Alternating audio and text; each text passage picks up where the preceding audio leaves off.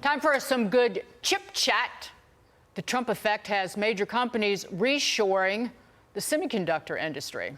Like GlobalFoundries, the largest U.S.-based producer of made-to-order chips, who've announced a $16 billion investment plan in U.S. manufacturing and next-level research, citing, of course, President Trump's Made in America push. And joining us now, GlobalFoundries Executive Chairman, Thomas Caulfield. Thomas, great to have you here. So let's talk about the type of chips you're doing relevant to the market. We hear from NVIDIA, the other companies. What are your chips and what are their uses? Yeah, first, it's a great question. Thanks for having me on. You know, the semiconductor industry can't be compartmentalized into a single element of functionality. Sure, the chips of NVIDIA, high-speed digital compute for the data center and cloud. But the chips that GF has are pervasive and used in all kinds of applications. Connected devices, connected cars, microcontrollers in cars, silicon photonics to make sure data centers have the right connectivity.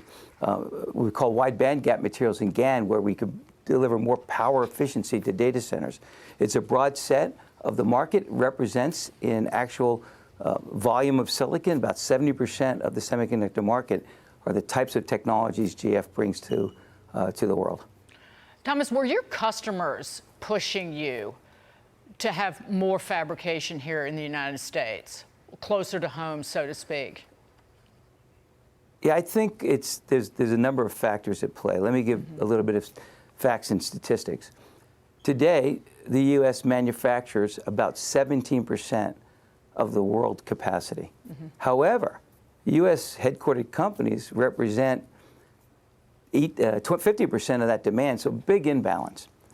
Now, given geopolitical tensions, given the concentration of such an important commodity or important material like semiconductors for national supply chain and economic security, having such a high level of concentration in the world is not good. It's a single point of failure.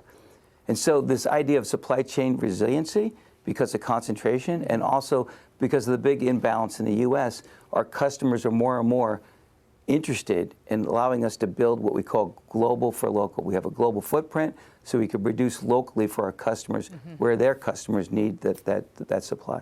$16 billion is a big investment. How far out, market-wise, are you looking at it and taking into what you just said about the imbalance?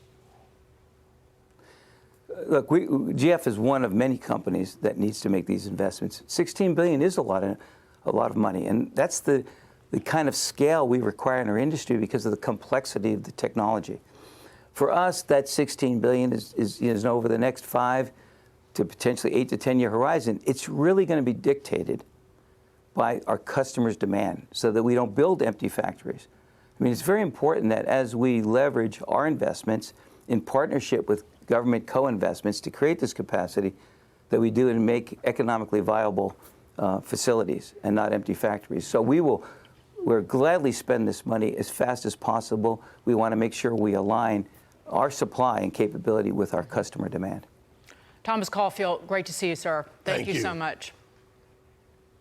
Thank you.